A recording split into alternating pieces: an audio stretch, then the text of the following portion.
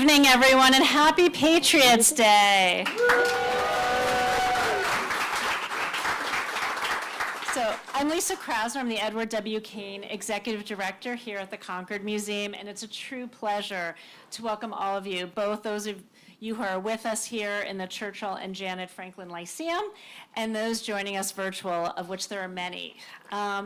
So tonight's a very special forum. It's the American Revolution and its legacy with Doris Kearns Goodwin and Rosie Rios.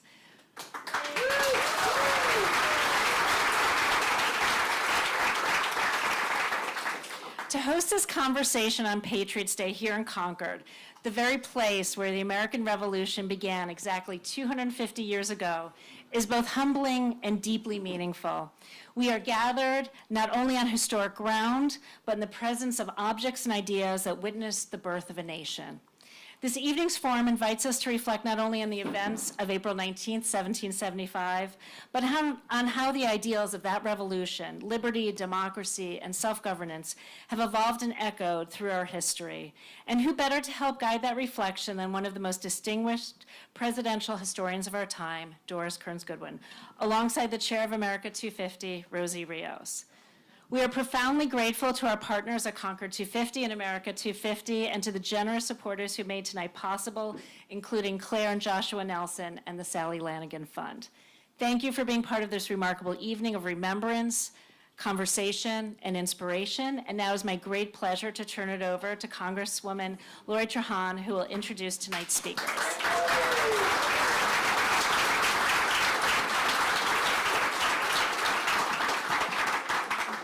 Thank you, Lisa, and good evening, everybody. Can you hear me okay? Okay. It's such a joy to be here with all of you for this on this truly hallowed ground in the story of our nation's founding. As we continue our celebration of the 250th anniversary of the American Revolution, I just want to start by also thanking the Concord 250 Committee and the America 250 for organizing this incredible event. It's especially fitting that as we gather in the town where the shot heard round the world rang out, we are highlighting two extraordinary women who have each left their own indelible mark on American history. I say that because when our nation commemorated the centennial of the Revolution back in 1875, women were denied a seat at the table. And their contributions in the lead up to and during the battles of Concord and Lexington were dismissed, if not outright ignored. It was Louisa May Alcott, another legendary woman of Concord, who had the courage to call that out, documenting how women were excluded from the celebrations and erased from the narrative. Well, we're not making that mistake here today.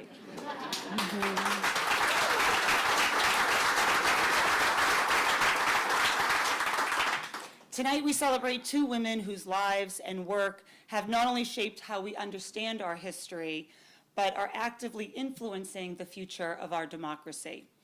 Doris Kearns Goodwin is one of the nation's most gifted storytellers and historians, and so many here in Concord were fortunate to call her a longtime neighbor and dear friend.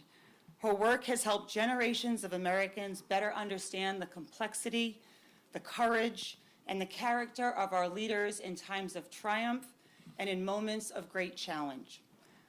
I'll never forget the first time I met Doris at an event for the Walden Woods Project.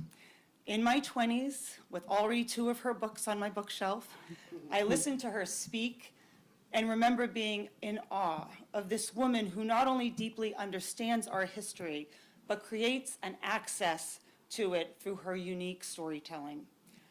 Of course, Doris continues to be a force. At 81, she's still on the road, she's still writing, still reminding us why history matters. Just last month, she sat down with Boston Magazine to talk about how purpose, movement, and curiosity are the secrets of staying young.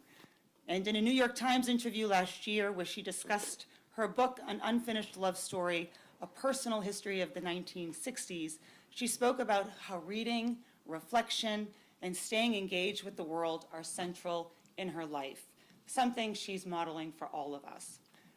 What I've always found most inspiring, though, is how deeply personal her work is. Her relationship with her late husband, Dick Goodwin, himself a towering figure in American political history, was a true partnership of intellect and heart. Doris shows us that history isn't just a subject we study, it is something we carry with us. It shapes how we lead, how we relate to one another, and how we love. And alongside her tonight is someone I've long admired, Rosie Rios, the 43rd Treasurer of the United States and the Chair of America 250. You must be very proud on how this is all working out. Thank you.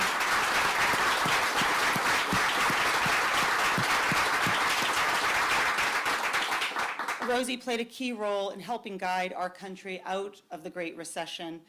And just as importantly, she has spent her life uplifting the stories of women throughout American history.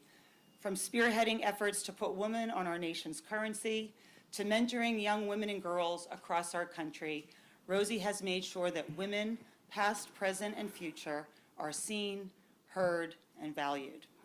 We are so grateful to both of them for their contributions to this celebration and to the ongoing American story.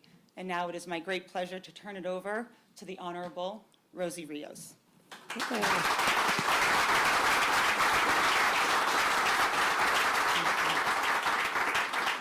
Thank you so much, Congresswoman Trahan. That was very humbling. People aren't here to see me, though. They're here to see Doris. And I want to start by saying, the first time, well, of course, I knew who you were my entire life, but I had a chance to meet you in person about 2 years ago when we were thinking about who should be our Boston ambassador for America 250. And for those who might not know, in our enabling legislation to establish this congressional commission that I chair in 2016, it identifies 4 priority cities that include Boston, New York, Philadelphia, and Charleston, South Carolina. So of course, Boston, who should we think about? And Doris was the first person who came to mind. I had a chance to meet Beth, who works with her, and we met for the first time in person, although our paths had crossed during the whole currency public engagement process. But we had a real genuine kind of sit down. It was so memorable, and I was a super fan. I'm still a super fan. But to be honored to not only at that time when I asked you to be our ambassador of Boston, you didn't hesitate, you came right on board, but it was so much more than that. This is a journey that our country really hasn't taken before in terms of what it means to be the oldest democracy in the world. And for someone who remembers the bicentennial like it was yesterday, and who remembers that, by the way? Who remembers the bicentennial? Thank you. Thank you. I was 11 years, I was just turning 11 years old. She's a kid. Oh, come on. So when I was there this morning at Lexington, I heard the kids choir, and I'm thinking, oh my gosh, I was their age. I was their age at the time of the bicentennial, but I remember it like it was yesterday. I remember finishing 5th grade and all the beautiful patriotic songs that still resonate with me. I still carry my bicentennial quarter everywhere I go. And people say, this is once in a lifetime, but it's twice in a lifetime. And to have the honor and the privilege of leading this congressional commission that's planning the nation's 250th anniversary, which is going to be the largest celebration, not just in our country, but perhaps the world. And there is no one I would rather launch this with in Concord than with you, Doris. So thank you so much.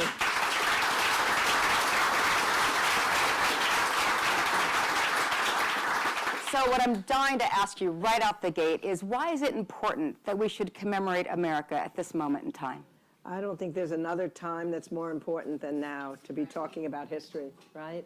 We're at a perilous moment in our country. And what history teaches us is that we've been at other perilous moments before.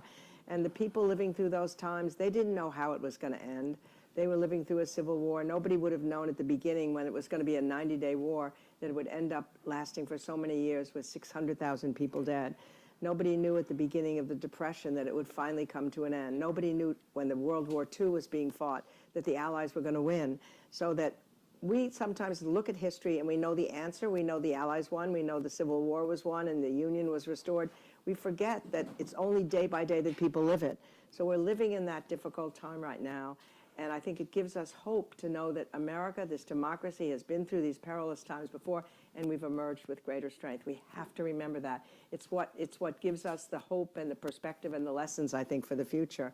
And it's especially important now because what's so heartbreaking to me is that at a time when this beloved subject of mine, history, is so necessary, it's also under attack, and it's also being diminished in schools. Fewer people taking history, fewer majors in history. Right now, a lot of museums and exhibits and state museums about history are being diminished in terms of the funding. The Smithsonian has been worried about whether they can talk about race because it might be divisive. The great thing about America and about democracy is that we do have troubling times, and there's a certain way of thinking about it now where people are saying, no, we don't want to hear about the troubling times. We don't want people to feel anxious. We don't want them to feel guilty. So maybe we shouldn't talk about Jim Crow. Maybe we shouldn't talk about the Civil War. Just talk about the great achievements. The great achievements all came from trouble. I mean, the Civil War was great trouble, so sad, and it turned out that emancipation was finally secured. What happened in Birmingham, Alabama in 1963, when the sheriff set the dogs and set high-pressure hoses on the Children's Crusade, I remember watching that when I was young and thinking, is this our country? I couldn't believe it was happening. And yet out of that came John Kennedy's decision to go for the Civil Rights Bill to end segregation. Out of that came the ending of segregation. Similarly, the bridge at Edmund Pettus Bridge in Selma, Alabama. Again, I was a graduate student when I was watching that. We were all together and watching the peaceful marches led by John Lewis come across that bridge, met by Alabama state troopers, and they were whipped and they were pushed to the ground with the horses. They were hospitalized, and yet somehow out of that came the Voting Rights Act. So that all the progress in our country has taken place by struggle. And that's what we know. We know this from April 19th. So I think it's so important that we value history. I've loved it all my life, and it's just so sad to me. We have to fight for it. We have to fight for history, and fight for history in all of its complications to be told to all of our kids. Our kids can take it. They want to know everything that's happened to us. Absolutely.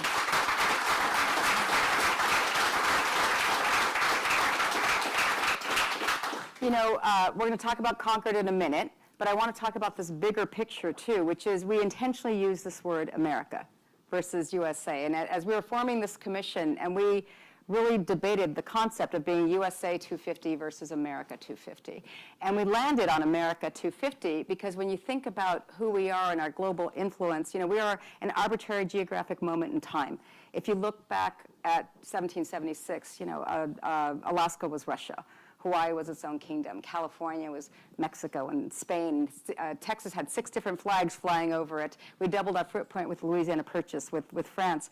And so this concept of kind of being a nation of nations and knowing that being the oldest democracy in the world has this responsibility.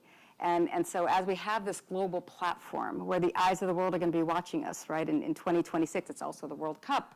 And then 2 short years later is the Olympics in Los Angeles. So billions and billions of people will be watching what happens in our country in those 2 very short years. And so, you know, this responsibility that we all have of what it took to be that oldest democracy is so important. And we talk about our kids, right? So when I was there this morning at Lexington, seeing all the families there, seeing the reenactments for these kids, this next generation of leadership is so, so powerful. And I remember coming to Concord. I was an undergraduate here at Harvard, and I remember my first visit to Concord, I think it was in, 1984, I think is what it was. And I was just so enamored with the charm, with the community, with the history. It's living history to be able to see how this community just pulls together to retell these stories, to rededicate themselves to the values on which our country was founded. And so it drew you almost, 50 years ago, and I want to know what brought you to Concord. Yeah, I mean, what happened is after I met my husband, and even before we were married, we were deciding where do we want to live. And he loved the country. I loved the bustle of the city. So we argued, where in the world are we going to find a place? And we came and saw Concord, and it was the perfect compromise because it's got wooded areas, you know, you've got trails. It feels like the country. It feels more like a country home than a suburban place, but it's also got access to the city. And then there was the history of it, which, of course, my husband loved history. He loved everything about April 19th. Every person who visited us, every single time were dragged up to the North Bridge. And in his great, he had a very deep voice. He recited the whole thing. And nobody could be in the house for 2 minutes before he said. And I remember in the last year that he lived, we would often drive. We ended up first on Main Street. We had 2 classic streets, Main Street for 20 years and then Monument Street for 20 years. And the idea that we were surrounded by not only the history, but by the writers, and Emerson and Thoreau and Alcott, it meant an enormous amount to both of us. And I remember one time, not many times, not just one time, we'd be driving up Monument Street to go to the Colonial Inn or to meet some friends. And he would just say to me, this is the most wonderful town in the whole world. And he was very emotional about it. And so I feel I'm so glad to be back amongst you right now. The only reason I left was because it was too hard to be in our big house alone. I missed him so much, but I never thought I'd ever leave Concord. So moving into Boston was really, really hard. But luckily, I've made my peace with being there. It was the first time I came out today that I didn't feel like crying. So that's a wonderful thing to feel that some transition has taken place. Thank you for sharing that. You know, history, as we know, is about storytelling, right? Everyone has a story. You know, my story is not that unique. My parents came from Mexico in 1958. They landed in Hayward, California, which is in the Bay Area, because my dad was a seasonal migrant worker at the Hunt's Tomato Factory. They decided to plant their roots there, and 11 years later, my mom had 9 kids. My dad returned to Mexico. My mom wanted to stay in America to forge a better life for all of us. So somehow she raised us as a single parent with the help of our church. All 9 of us went off to college. And so, you know, the pursuit of the... Yay! That's America. That's the pursuit America. of the American dream is alive and well, and I am living that dream every day. My kids are living that dream, and I'm grateful to my mom, rest in peace, for what she has given me in this privilege that I have today. But your story is amazing, and I want to get this right. So you learned recently that your great-great-great-great-grandfather on your mother's side, the patriot Daniel Knowlton, who was captured and imprisoned by the British twice during the Revolution, but returned to fighting as soon as he could. Tell us everything. Well, the most incredible part of the story is that I knew nothing about this until so very recently. I knew nothing about any relatives. My father had been orphaned. He grew up in Brooklyn. His mother was pregnant. He was 10 years old. He had a little sister who was 2. He had a brother who was 6. The brother was hit by a trolley car, and the mother then died in childbirth. And then all I knew growing up was, and then his father died. And I just thought, well, of course, that's right. He just died of heartbreak. Later, I found out that he committed suicide. So that was the end of my father's family. His little sister died in having an anesthesia in a dental thing. So none of his family was known. I had no cousins, no uncles, nothing from his family. And my mother I was 15 years younger than one of my sisters, 10 years younger than another. So my mother was in her 40s when I was born, and none of her family was still alive. So there were no parents, nothing, no cousins. We were a little nuclear family. And then I suddenly find out when the Mass New England Historical Geological Society, got to get it right, they decided they would study my family. And they found out that my mother's family had come here early. And if you come here early, you are related to all these people. So, which was so exciting. So I had Daniel Knowlton was this 4 great. I can imagine it. I've loved history my whole life. I never even knew about him. And he was great, and he was handsome. I saw him. And he had a younger brother. He grew up in Boxborough here. Then he went to Ashford, Connecticut. And he enlisted in the Army when he was 21. His 19-year-old brother went with him. I just learned this all just recently. And his brother was killed early in the war, so he was determined that he was going to go on till the end. And you're right, he was captured twice. He came out of the captured, and he fought till the end. So that was just a great story to find out about him. And then there's other people, too, that I'm related to. I'm related to one of the Cottons. You know, there was this Cotton minister, and it related to his son, who also got thrown out of Harvard for laying with 3 women. and I'm related to both sides of the Salem witch trials. But the incredible thing, when they presented my genealogy to me, there was a big reception to show me. And they were so excited because they had found out something, again, that I didn't know. So they knew I had no cousins. So they said, we have a film to show you of Doris's cousins. And they played Hail to the Chief. I'm related to 15 presidents. Is that incredible? I mean, that's not like the great-great-great-grandfather. That's the cousins removed, et cetera. But FDR and Taft and Coolidge's and the Adams. Anyway, it's an amazing thing to find out that really you do have roots in this country, which I didn't know I had. Amazing. Amazing. Wow. Maybe I was destined to be a presidential historian. I always thought it was because of Lyndon Johnson, and that's what started it, because I wrote the first book about him, and then the next thing you know, you've written one presidential book, you write a second and a third and a fourth, and before you know it, 50 years have gone by. And I wouldn't change it for anything. Each time you study somebody, you feel like you're learning about that person and about the era in which they lived. You catapult yourself back to the Civil War, the Great Depression. My only fear always in being a presidential historian is that someday there's going to be a panel of all the presidents that I've studied in the afterlife. And each one will tell me everything I missed about them. And the first person to scream out will be Lyndon Johnson. How come that damn book on the Roosevelts was twice as long as the book?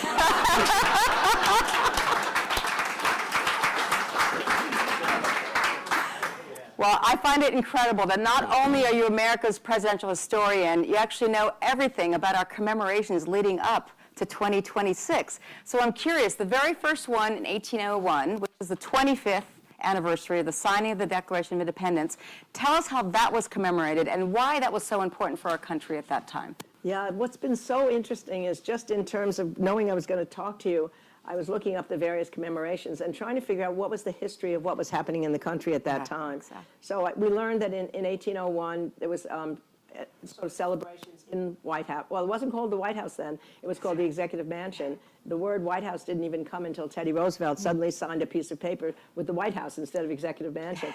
So in the Executive Mansion, they had cockfights, they had parades, and they had horse races. Jefferson did that. But the most important thing that they were really celebrating was that they had come through the first peaceful transition of power in 1800. The party system had not been there when George Washington was there. So when Jefferson, as a Republican, ran against Adams as a Federalist, it was the first real party, and it was an incredibly vitriolic election. In fact, so vitriolic. And what did it all center on? The Alien and Sedition Acts of 1798. Everything comes back to everything, right? So what happened is during Adams' time, he passed the Alien and Sedition Acts. The Alien Acts allowed him to deport potentially, there wasn't a war at that time, but there might have been a war, they thought, with France, and they had a lot of immigrants here that they thought might be aiding the French side, and that was against the Federalist side, so he could deport them. But he also could jail, on the Sedition Act allowed him to jail journalists. So there was one, and congressman, there was one congressman, Matthew Lyon, who was eventually jailed for having called Adams out of his mind, and said that he was a monarchist, a king. That was considered something that was a bad thing to do, of course. And then there was another journalist called Callender who said that Adams was a hermaphrodite, which meant that he had neither the strength of a man nor the gentleness of a woman. And he was put in jail. And Jefferson said that the fight had become so bad that you couldn't cross the street without knowing that you had an old friend on the other side of the street who you couldn't talk to anymore because they divided themselves so much that you turned your head and went in a different direction to not have to tip your hat. So what happened is then finally Jefferson wins the race, and his inaugural is an attempt to reconcile. He says, we are all Federalists, we are all Republicans, we must restore that fellowship that we need together, without which liberty will not work. And so that was a huge thing that happened. It might not have happened, and the country was already dividing, but it shows that that happened, and that you had really a lot to celebrate in 1801 because that took place. Absolutely. And, you know, when you think about D.C., so I spent 8 years in the United States Department of the Treasury as Treasury of the United States. That building is just so amazing, right next to the White House. They were both built in the year 1800. So Right. if you think about that, when George Washington became president in 1789, one of the first things he did is he established the Department of the Treasury.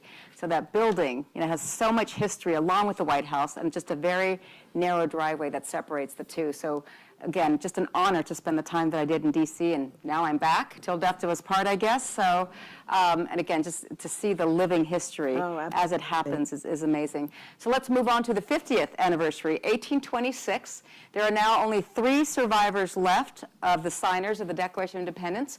This includes John Adams, Thomas Jefferson, who both died on Independence Day in 1826. I know there's a story here somewhere. What does that sound like? I mean, the story that's so extraordinary about that is that so angry were the two of them against each other after they left office that for like 12 years they never spoke to each other, and they couldn't get rid of what was festering, that anger toward each other. Finally, Benjamin Rush decided he was going to take it upon himself to somehow bring them together. And what he did is he told each one that the other one wanted to make up. Right? So that's great. So I think it was Jefferson first who writes a letter to Adams, and then they write 185 letters together over that period of time. And they're beautiful. And in one of the letters Jefferson writes, he says, you know, my hand is crippled now, and it's much too laborious to really be writing very much anymore. But when I write to you, the years fly away, and I remember the happiness of what it was when we worked together. Oh my God, it's incredible. And you're absolutely right. When Adams died, was about to die, the last thing he said was, does Jefferson still live? And it turned out Jefferson had died 5 hours before them, but they both died. And that same day, on Independence Day. It's incredible. You can't make that up. What people right? were these people? I mean, they're extraordinary. Amazing. I mean, the same Adams that signed that, you know, very unpopular. And in fact, there's again, history gives us, now that act was so unpopular, that's one of the reasons why the Alien Sedition Acts undid Adams' presidency, and Jefferson won because of that.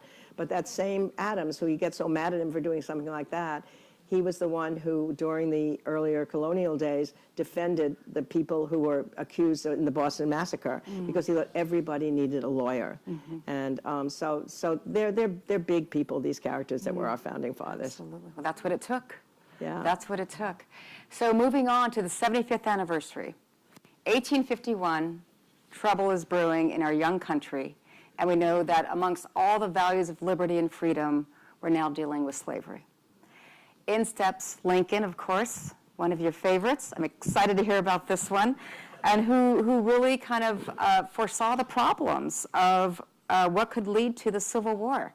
So what exactly did he say? Yeah, there's this extraordinary speech that he gave about a dozen years before 1850 at what was called the Young Man's Lyceum in Springfield. That was like Chautauqua. They used to have these places where people went to speak, and he was young then. He was in his 30s. And it was a rather learned speech, but he talked about the fact that if our country ever were going to be in trouble, it would not be from abroad, it would be from within. And what he worried about was that the rule of law was not being exercised in our country. There were lynchings in the South, abolitionists were being killed in the North, and he feared that somehow when you have that kind of an unsettled country, that's when a dictator arises. I mean, this is a famous Lincoln thing, saying this in his 30s. And at another point, he said, and what was the answer to it? This is what I loved, what the answer to this was.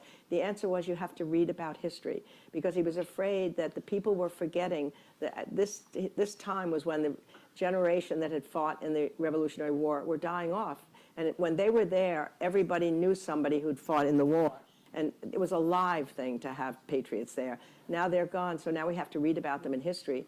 So we wanted every mother to be reading about history. I loved him so much for saying this to the kid. Every minister in a pulpit, every school teacher to the children needed to tell them the history so that the ideals of the revolution would be reminded, so you would know that the rule of law was one of those central ideals, and we had to fight for it. And of course, it was being broken continually then until the 1850s, until the Civil War. Absolutely. And so he became president. Obviously, that thread continued. So how did he deal with that tumultuous time as a president? You know, what he said, and this is why he's so extraordinary, that you feel like you know him because he's so open about things. He said later, and it can't be that much later because he died in, say, 1865, of course, he said that if he had ever known what he was going to face coming into the presidency, when he first was there for the first 3 months, with only having one term in Congress, 4 terms in the state legislature, 7 states secede as he comes in, unclear what's going to happen, he thought he would not have been able to live through those months. And then what he knew, though, he said, I have to do it. And the reason was, he said one of the central issues, this is before even an addition to slavery that has to be dealt with, is democracy is at issue here. If the South can decide they want to leave the Union because the Democratic Party in the South has lost an election, and they decide, okay, I'm just going to leave the Union because I've lost, democracy will be an absurdity. What democracy depends upon is that you can vote your leaders in and you can throw your leaders out. It's as simple as that. And unless you trust the process of voting them in but again, everything is so echoing in so many ways. And what he did essentially too, that first night of humility, he decides that I don't have the strength and I don't have the experience, not the strength. I think he knew what was great about Lincoln was he had a combination of humility and confidence. He knew he had qualities and gifts of language and just political geniuses in many ways. But he knew he needed to surround himself with people who knew more than he did. So that night he got the election, he could not go to sleep. And before dawn came, he had made that central decision that he would put his 3 chief rivals into his cabinet, Seward, Chase, and Bates. Nothing had been done like that before. Friends of his said, you can't do that. You're going to look like a figurehead. They're more powerful than you. They each want to be president instead of you. They're more celebrated than you. They're more educated than you. He said, no, the country is in peril. These are the strongest and most able men in the country. I need them by my side. But again, I think my old friend Lyndon Johnson might have put that same concept in less noble language. He liked to say, it's better to have your enemies inside the tent pissing out than outside the tent pissing in. He knew how to talk. But the point was, by surrounding himself with people who could argue with him, who could question his assumptions. They represented different factions in the North, the faction that wanted emancipation immediately, the faction that wanted it never to happen, the middle ground. He was anticipating every day how to bring them together. If he could keep them together, he could keep the North together. If he could keep the North together, then the war could be won. Amazing. We were so lucky to have it. We've been lucky as a nation in having that person there when it was really needed. Absolutely. Maybe it's not luck. That's how democracy works, Yeah, right? Absolutely. maybe it's not luck. So let's take it back to Concord. 1875, the 100th anniversary of the start of the Revolution. Festivities, commemorations in Concord and Lexington. President Grant and 5 members of his cabinet attended the event, which included a memorial service, a 100-gun salute, a parade, and a grand banquet. What was the mood in Concord at that time, and what role did women play? Well, most interestingly, when we think about today, everything seems to have gone so incredibly smoothly. Amazing. Evidently, more people came at that time than they had anticipated, so they ran out of food, they ran out of toilets. The trains that were bringing people here got so overcrowded that Mark Twain couldn't even get on the train to come out here to Concord. And as was said before by the Congresswoman, women were not given any space in there. Louisa May Alcott said that they were told that they couldn't have seats. It was very cold that day, too. It was freezing, and there was a banner over most people, a tent, but they were not allowed to go in there. They were the weaker vessels, it was said. But then she said, there will be a protest. There will be a shot heard round the world someday, and women will come forward.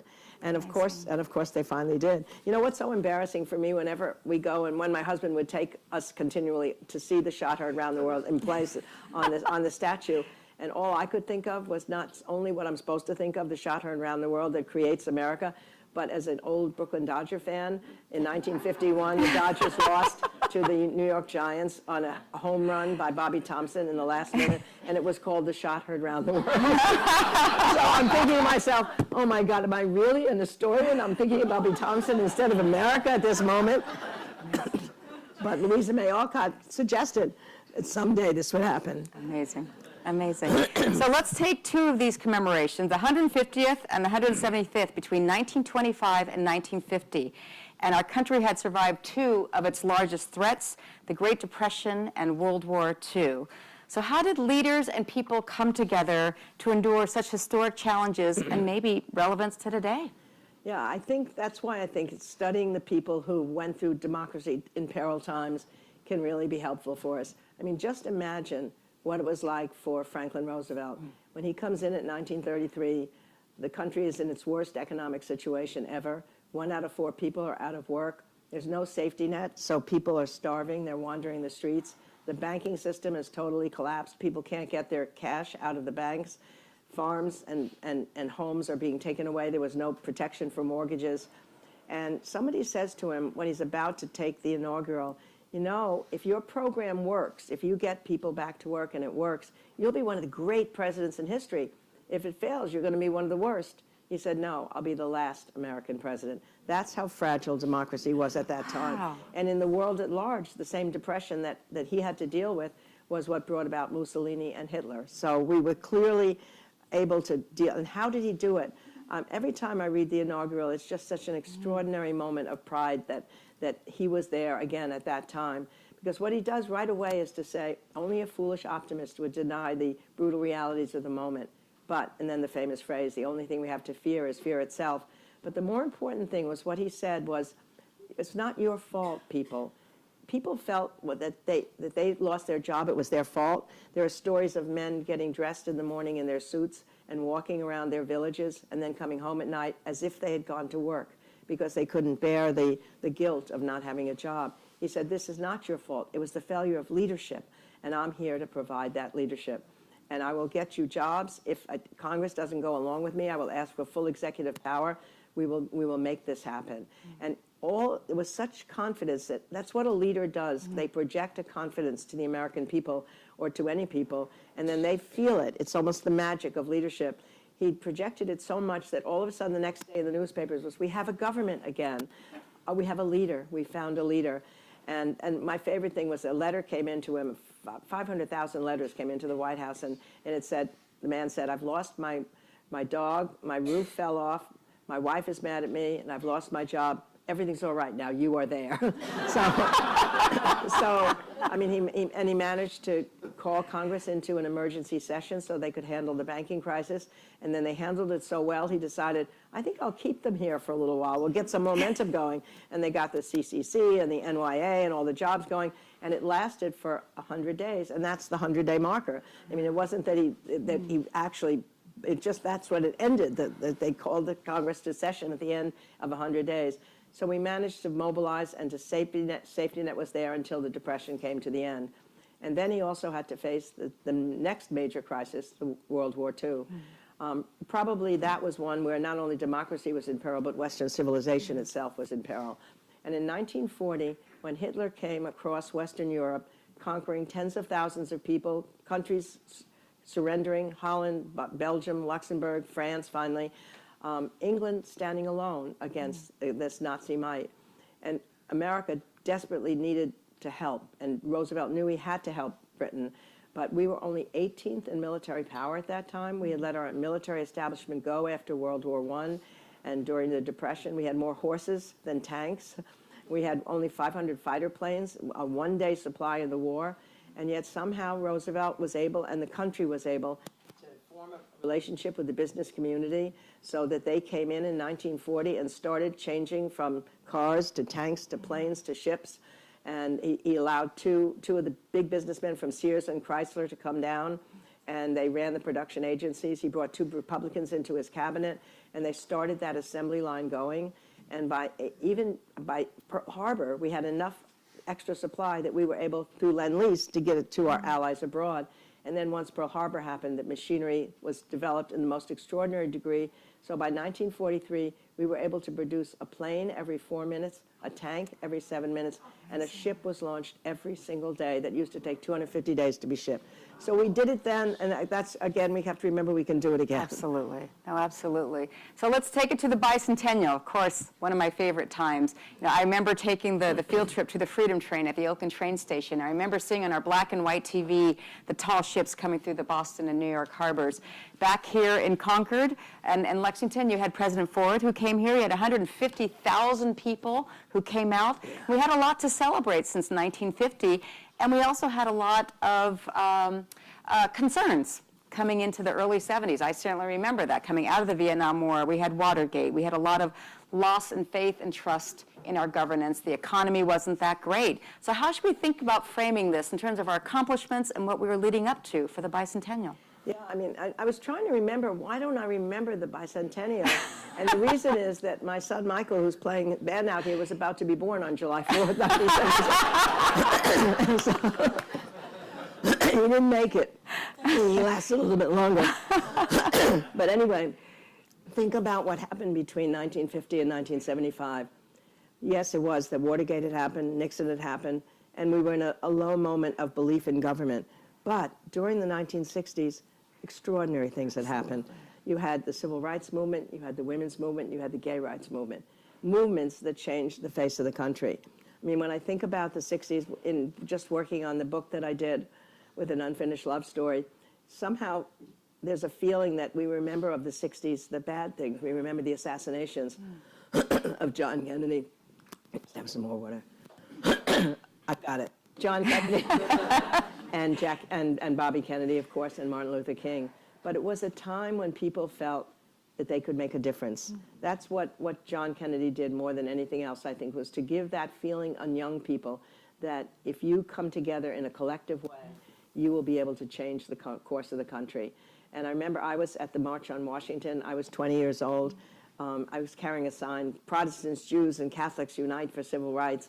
It was the most fulfilling day of my life. I felt like I was part of something larger than myself, which I had never really felt before.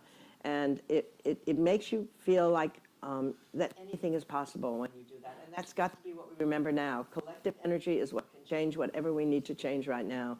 And people felt that in the 1960s. When Lyndon Johnson first came into office after John Kennedy was killed, he made the decision to make the civil rights bill that John Kennedy had introduced after Birmingham, as I was saying earlier, his #1 priority, which was a very courageous thing to do. And his friend said to him, "You'll never get it past the filibuster. How can you be doing this? You're going to have to go before the electorate in 11 months. You'll be a failed president. And you've only got a certain amount of currency to expend, and you can't expend it on this." And then he famously said, "Then what the hell is the presidency for?" And he went for civil rights. He knew the Congress. He got that filibuster broken. And then when the Civil Rights Act was passed, it ended 78 years of Jim Crow. Overnight, black people could go into hotels, into sporting events, into department stores, and it changed the face of the South. It changed that whole thing. And then the next year, as I said before, comes the Edmund Pettus Bridge.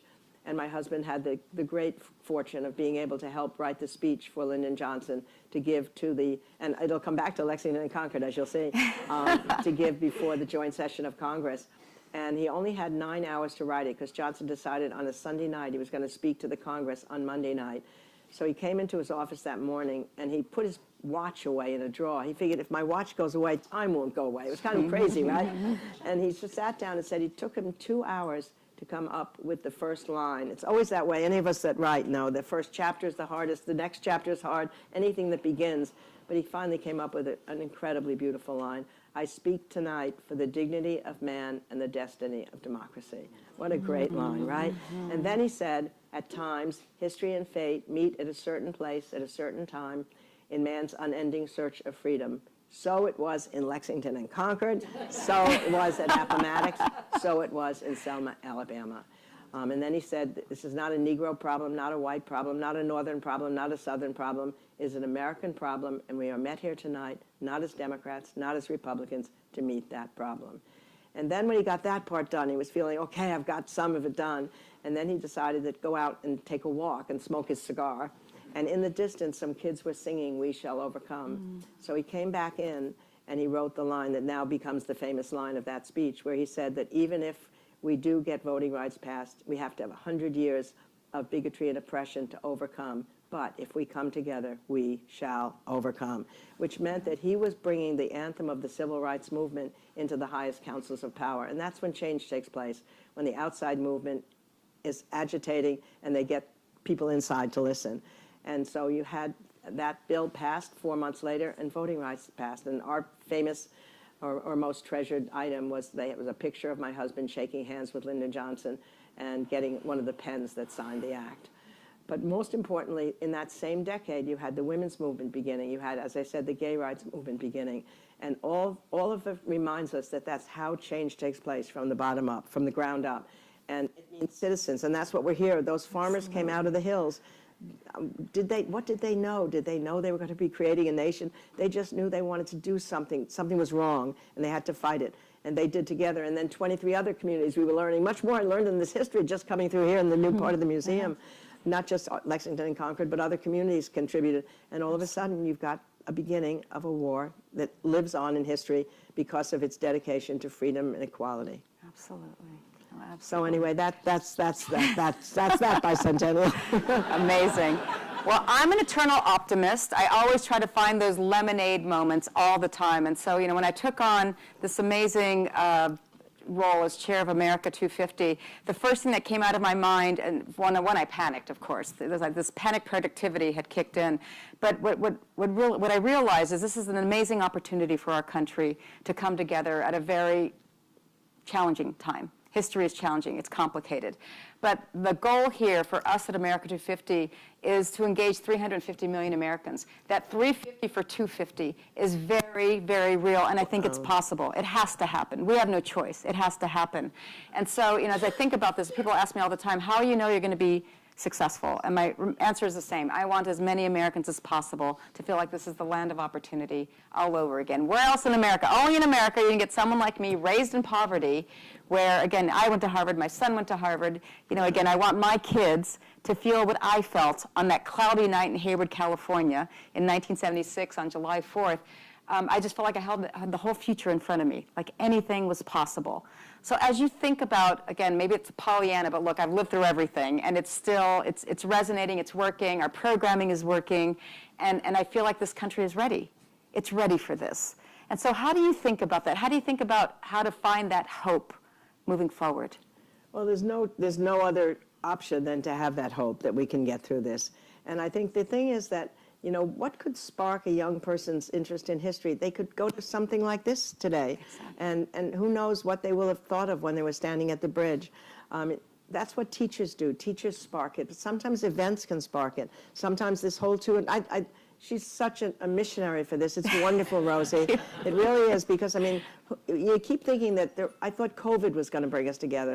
Obviously World War II did bring us together. You don't want that to have to be what happens. Who knows we're just beginning this journey of the 250th anniversary. Absolutely. And maybe if we just remember, as Lincoln was saying, if we can remember the times we lived through before, and if we can bring these people back to life, the patriots who fought for us, and remember that people died for us. Even when we talk about women not being allowed at that anniversary celebration, they struggled themselves too. It wasn't that someday one king broke up, a benevolent king, and said, "Oh, I think I'll give the right to vote to women today." It took struggle. They picketed, they marched. They were in places where men would crush them to the ground. They were hospitalized. And then finally, the firing of the conscience of the country came once again. And when the conscience of this country is fired, every single time, decency happens. I believe there's a fundamental decency on the part of the people. There's a fundamental sense of what is fair and what is not fair. That's why I think the square deal of Teddy Roosevelt hit right in the center, because it was square deal for the rich and the poor, the capitalist and the laborer. Mm-hmm. And that's a sense of fairness. And then beyond us is still that ideal that Lincoln talked about. He said that, of course, when the framers put in that we were going to have liberty and equality for all, most people were not living equally. Mm-hmm. There were slaves here. There were women here that couldn't vote. There were property owners. Unless you owned property, you couldn't vote. But he said what that meant was an ideal. This is what you're talking about. There's an ideal that still is us, that if one, and it's harder and harder to achieve sometimes, that if you work hard and you get to the level of your talent and discipline, you can move up in this society. Mm-hmm. And if people feel crushed by that, that's when you have trouble, when they don't feel they have that ideal anymore. But I remember I had a teacher in high school she just believed in the ideals of the revolution so much, and she believed in telling us through stories. And I think storytelling is what we need during this 250s. Absolutely. It's not enough to just talk about the abstract ideals. We have to tell the stories of people who lived those ideals, who fought for them. Somebody like Rosa Parks. And it's got a cascading effect. She was on that bus, and she said she was so tired that when they told her to go to the back, she almost was going to go to the back rather than know that she was going to be facing potential arrest if she didn't go to the back. But then she remembered the mother of Emmett Till, the poor kid that was destroyed almost, it was killed in the South, and she decided to have his casket open so that people would see what they had done to her son. And she thought, if she can do that, I can stay here. So then she gets arrested, and then Martin Luther King comes to help with the bus boycott in Montgomery. And then that begins, and then the civil rights movement begins, and then there's sit-ins, and then there's freedom marches, and then before you know it, there's the Civil Rights Act and the Voting Rights Act. So individuals make a difference. One of the other things that's why I have hope in this thing.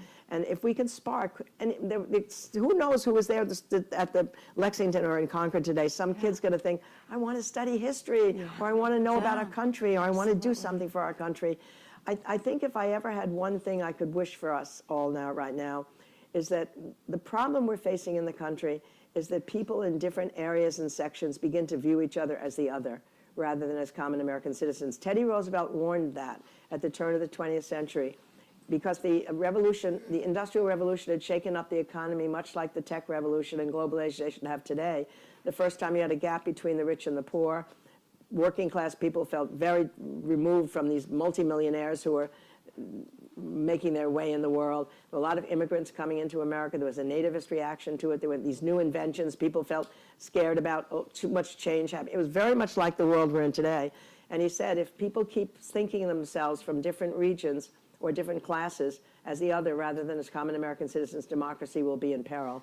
Somehow we've got to get, if I would have a magic bond, I would get a national program for our younger generation. You take those kids out of high school and you let them go for a year or two to another part of America where they're going to see and live in the country or live in the city or live in the north instead of the south or the heartland instead of the coastlands. They're going to feel a connection to the other people, and they'll belong to a country. They'll feel a fellowship citizenship. And if this can come out of the 250s, I'd love to see that happen. I love that. I love that. And you said one word that I'm going to end on before we open it up to questions, which is the word feel. So again, what I remember about the bicentennial is not a memory, it's a feeling, right? It's a feeling. And so when I was there this morning at Lexington and today at Concord, it's a feeling, right? When I think about my mom, it's a feeling. And so how should we be thinking about, here you are back in Concord, where you discovered 50 years ago. How does it feel to be back here? Oh, it feels just great. I must say, one of the things that happened when I decided to leave was in part because the house we lived in on Monument Street was so big. It was a house of books, and we had 10,000 books. Oh my gosh. It was so hard to know what am I going to do with the books. And this is why Concord's so amazing. Concord Library came to me when I decided I was too sad to live in the house. There were too many memories, and Dick wasn't there anymore. And it was also a big house to be in alone at that point. And anyway, the Concord bookstore came to me knowing that what am I going to do with my books? Every room was filled with books. We had a big living room that was fiction. We had a tower that my husband had this Galileo stuff that he loved in. And then there was a big 3-car garage that had Lincoln in it. And the Wall Street Journal did a story on it, and they said, Lincoln is in a garage? Every corridor had presidential books, and there was poetry in another room, there was drama in another room. And we collected all of this ourselves. So Concord Library came to me and they said, we will take the books. And they took 7,500 of them. And then they've created the room at the Concord Library called the Goodwin Room. The Goodwin Forum Room. It means so much to me. It's used as an event. High school kids study there in the afternoon. They have events there. Ken Burns was just there the other day. About 180 events during the year. So it's alive, and the things that Dick and I collected so much. And on the plaque on the wall is every now and then history and fate meet at a certain time in a certain place. So it was in Lexington and Concord. So anyway, it means so much to be back here. This is where our kids, this is our family home. And it will always be that way. One of my sons still lives here, Michael Goodwin, who's playing in the band.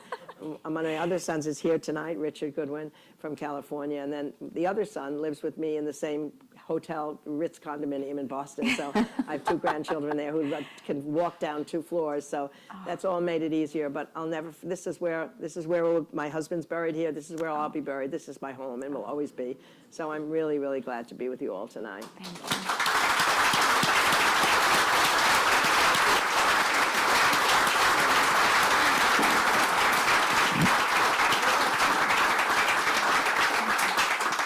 So we'll open it up to audience questions, and I ask that you ask your questions through the microphone. So raise your hand, and I'll walk over to you, please. Thank you. Thank you so much for being here today and tonight, to both of you. And Doris, thank you so much for your books. I love all of them, most especially Team of Rivals. And when I think about what's going on with our current administration, I wonder what advice you might have, thinking about the Team of Rivals in view of what's happening today, for our current resident in the executive mansion. I so often think of if I could only bring my guys back to giving advice. During Obama's presidency, he did have historians in maybe 4 or 5 times at least to have dinners where we would be our guys. We didn't come dressed up as, Jackson or Eisenhower or Truman, but he actually had the china out from different presidents during those, because those events mattered to him. And we would give him advice from our presidents as to whatever problems he was facing at the time. And I think it would be so helpful if presidents could talk to previous presidents. In fact, if Lincoln could come back in, I've tried to think, what would he tell him right now? What would he tell the current president? I think one thing he would tell him, it's so important to surround yourself with people. It gets so easy to hunker down with people who believe what you believe or want to tell you that they believe what you believe. You need to have other people that can argue with you. And that's what the team of rivals did for Lincoln. That's what Eleanor Roosevelt did for Franklin. She was always able to argue with him, always able to question his assumptions. And he said she was a welcome thorn in his side, which was great. I think he would also, if Lincoln was here, he would say to him, there was a moment during the campaign after he won, after President Trump won, where he said, people said, you keep talking about revenge. And he said, for a moment, he said, success is the best revenge. Success is the best revenge. Any kind of retaliation, it poisons you. That's what Lincoln knew. When the war was coming to an end, the radicals wanted to punish and retaliate the Southerners against them. They wanted to hang the people who'd been active in the war. They wanted to prosecute. And he said, no more hate, no more hate. Let's just go forward. And I think that whole impulse toward retaliation, whenever it's felt, and it's an understandable thing when you've been through something hard to want to do that. But as Lincoln would say, if you allow emotions like anger or jealousy or envy, the normal human emotions, to stay within you, they'll fester, they'll poison you. Oh, there'd be so many things that he every president can tell every president. I wish that he would meet with the previous presidents who are still out there now. They're the only ones that know the pressures of what this is like, and they really can help each other somehow. It's a great question to think about. Take one more question. Oh, hello. Yay. Hello, Corey. good friend. How are Yeah, you? I'm so glad to see you. I'm so glad to see you. And you're spending so much time with you over the years, and with Dick, and reading all of your books, and Dick's too. I began to think that during Trump won that I had bought into a fairy tale world version of the United States, that I must have missed something really horrible. How did this person get into power? And in all of his interpretations of things that I thought was so sacred. So I just wanted to thank you, because I don't know, I could never live in a nation that is being perceived in a different level. And so thank you for your word, your work, your life, and just thank you for being such a good friend. Oh, thank you, Corey. No, I mean, the point is, this is our nation. This is us still. We have to remember that, so that the pride that we have to still, that's why the timing of this thing is so perfect, because I think it really will make us, as long as we can look back and see where we failed as a nation and figure out why we did and what we need to do to make ourselves better now. Nothing's perfect. Never is a nation perfect. But we're pretty damn close in terms of the ideals that we have in this nation to being something very special. So if we can just remember that and do whatever we need to at our local level, at our state level, to make things better, to talk. I mean, the town halls that are happening are terrific, because people are talking.